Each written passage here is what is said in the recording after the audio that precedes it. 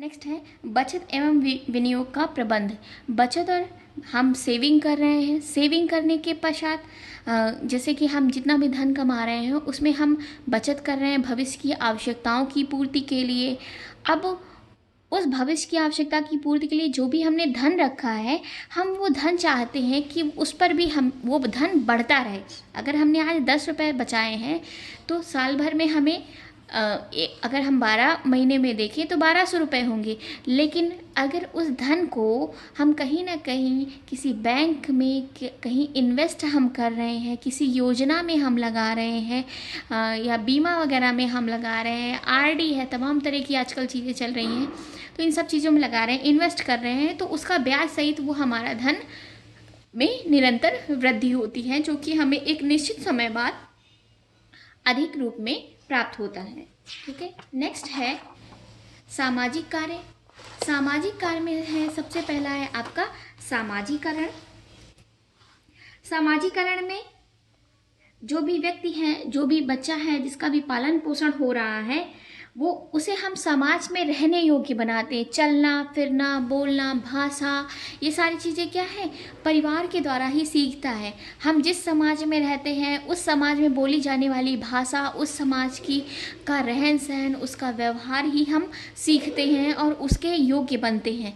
तो ये सारी चीज़ें हमें कहाँ सिखाई जाती हैं, परिवार में ही सिखाई जाती हैं। ये परिवार का ही कार्य है कि व्यक्ति को या बच्चे को एक सामाजिक प्राणी के रूप में निर्मित किया जाए।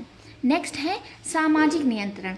सामाजिक नियंत्रण किस प्रकार से, हम समाज में रहते तो हैं लेकिन उसके कुछ नियम होते हैं, तो उस समाज में रहने के लिए हम व्यक्ति को नियंत्रित रखा जाता है।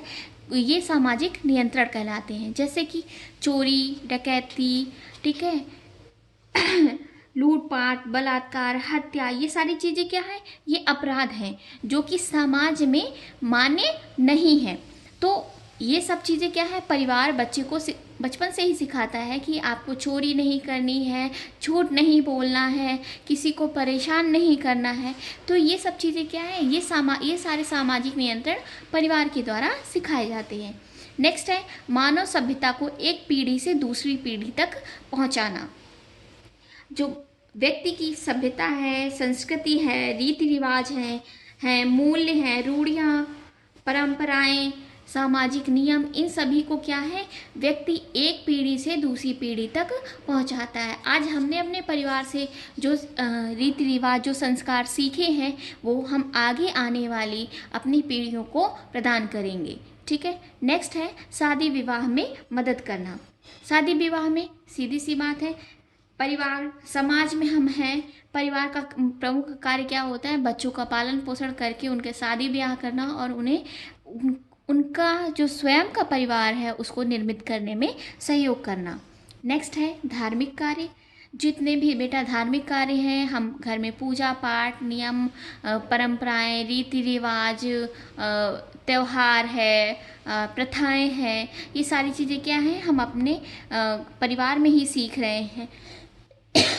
पूजा पाठ करने के तरीके, रीति रिवाज, त्यौहार, ये सारी चीज़ें क्या है, हम अपने परिवार में ही सीखते हैं। ये हम एक परिवार ही अपने बच्चे को सिखाता है। नेक्स्ट है सांस्कृतिक कार्य।